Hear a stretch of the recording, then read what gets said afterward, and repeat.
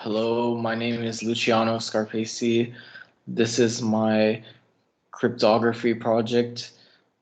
It's called a cryptographic implementation.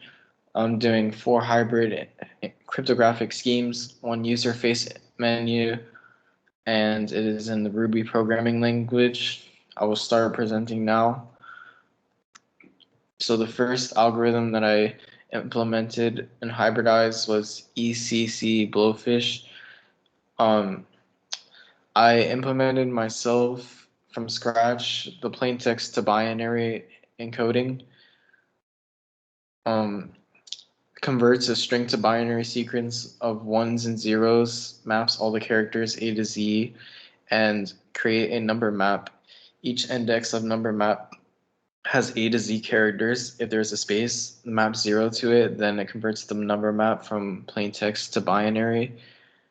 And then from the binary to plain text decoding, it's the same process, but it uses number map to put decimal back into plain text. And if the decimal is a 0, then it puts a space for that part of the decoding. And then in the generate IV function, it puts in an argument of hexadecimal characters 0 through 9 and A to F. Then it creates a SHA-256 digest and array slices it to 8 bytes and then unpacks it to hex to get the IV. And then to generate the shared secret, create a new OpenSSL Prime256k1, which is the same as the SCCP-256k1 used in the Bitcoin protocol, but this is for not Bitcoin. It's for creating a shared secret. So then you get a point on the elliptic curve, and it's in hex, and then use Diffie-Hellman. So you get the ECC public key, and then that is the secret, and then you derive the 16-byte key from the shared secret. So then it is array sliced to 16 bytes, and then once you get your secret, then you have to unpack it to hexadecimal format so it's easy to use, and then return the key. So this key is the same as the secret. So the secret is used as the key in this implementation. And then for encryption, you create a new cipher object of Blowfish CBC, and you input the plain text in the menu. Then you convert the plain text to binary. Then you use the update method to get the ciphertext. So you cipher update, and once you update the cipher, then it will come out as like a bunch of characters, but these characters will not easily be readable, and it's not easy to program to decode and decrypt in this format. So you have to use base 64. So in base 64 encoding, it is easy to program, through regular expressions to identify the base 64. And then once you identify the base 64, then it will be easy to decode and decrypt. So that is why I use base 64 in my implementation. Then you return a ciphertext. So in decryption mode, you use the decrypt mode on the cipher instance variable. So you use cipher decrypt, and then you get the cipher key and the IV, and then you base 64 decode the ciphertext, and then you have to update the plain text with the cipher update method. Then you have your binary string, and then you use the convert to message function to convert the binary back to the original plaintext message, hello world. This is my demonstration of my code. So it's going to start up the menu. Then it's going to select the Blowfish CBC. Then it's going to create a ciphertext first, because without the ciphertext you cannot decrypt it. So then you have a ciphertext, and then to decrypt it, we're going to use the same ciphertext, and then that ciphertext will be decoded and decrypted into the original plain text. And it uses key store. So the loaded from the environmental variables, these keys were pre-generated. That is why there's not a randomly generated ciphertext each time. Why wouldn't it be different? Because if it will be a new key, then it wouldn't be able to run the program again and get the plain text again. It would only have to be run while the program is currently running, which is, wouldn't really use it that way, because it took a lot of time to program this. So I wanted it to be an app that could be, used actually if I need to use it. So yeah, now I'm going to move on to the next, algorithm. So ECC-AES. So in the generate IV function is the same implementation, but it uses a 16-byte array slice and it unpacked to hex. For generating shared secret is the same as the ECC-Blowfish, but it is array sliced to 32 bytes and is unpacked to hex. Now I'm going to be talking about the key generation. So IRB is the REPL for Ruby programming language. Is the same, but it's array sliced to 32 bytes and unpacked to hex on the generate shared secret. So the IRB console, you have to, you can run library code and use commands. It also is good for debugging. So you have to create a key which it generates using OpenSSL. Then once you generate the key pair, you have your public key and your private key.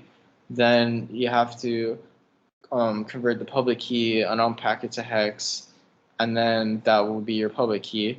And then you take the private key and then you unpack that to hex, and then you have your private key. So you have a private and public key pair with ECC. For encryption and decryption, you have the AES cipher. Create a new instance of AES-256 CBC. Then you have your plaintext.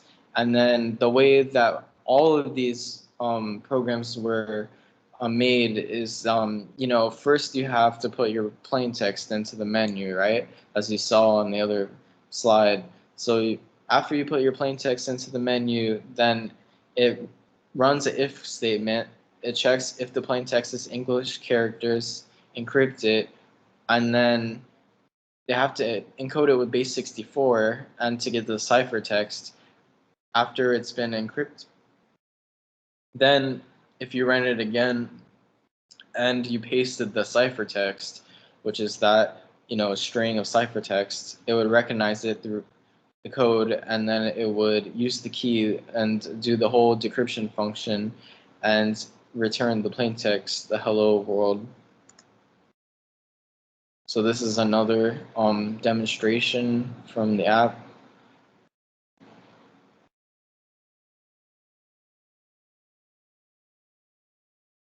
I'm going to use this time to relax a little bit, and then before I move on to the next cipher, hybrid cryptographic cipher.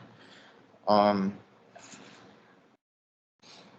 right, so you have the ciphertext, and then it's going to decrypt it because you're going to be entering the argument D.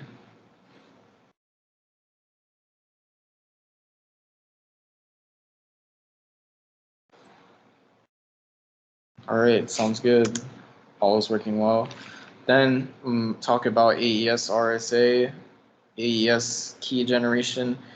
First time I coded the key generation, I used ljust to add extra zeros to the key because I wasn't that aware of like array slicing. So then after I ljust it, then I would pack it to 32-byte hex. And then for the IV generation, IV was pre-generated and loaded from the environment variable, and then IV was generated randomly, and ljust for extra zeros and unpacked to hex. So I use the function called AES-RSA private, which you load the RSA public key and the private key from the environment variable, and then RSA public key encrypts the AES private key. RSA private key decrypts the encrypted AES private key. SHA-256 hash is created and sliced to 32 bytes and unpacked to hex. And then for encryption, it creates a new instance of AES cipher object. The plain text updates the plain text. Create new instance of RSA public key. Encrypts the AES private key with the RSA public key. Encode the ciphertext with base 64. And then base 64 is encoded with the ciphertext.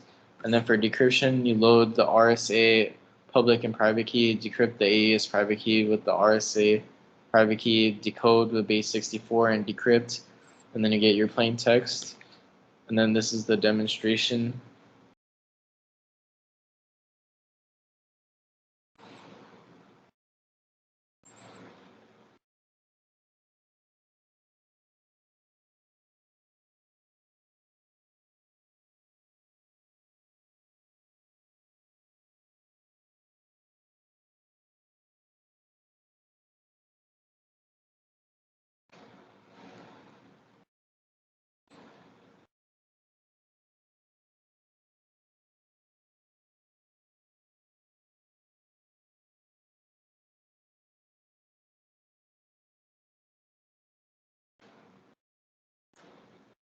All right, now I'm going to talk about triple des RSA. So on triple des RSA, it uses EDE mode, encrypt, decrypt, and encrypt mode. When I first programmed triple des RSA, I used EEE mode, which is encrypt, encrypt, encrypt mode, which needs 3 keys, but I had to make it hybrid with RSA. So after reading a book, Manga Guide to Cryptography, I changed the EDE mode instead to make it easier to hybrid it with RSA, because if you have 3 keys and you have to hybrid it with RSA, then you would need to create 3 new functions to hybrid it with RSA. Instead, I just chose the EDE mode, uses 1 key, and then I would just create 1 function to hybrid it with RSA instead of like 3 functions. So then, as you can see in the key, you have the des key, the RSA private key, and the RSA public key, and then you have to load it, and then you encrypt the des key with it. Then you have to decrypt the RSA private key with des, and then you have to create a hash key, open SSL, and then erase slice the 24 bytes and pack it to hex. Then you return the hash key and hexadecimal. And then for encryption and decryption, basically you have to create a cipher instance of it, load the key, put your plain text, and then if plain text is English characters, encrypt it, then return ciphertext, and then if the plain text is base 64, decode and decrypt, and then to get the plain text. So this is my demonstration of triple des RSA. I think that triple des RSA was the second most difficult to implement.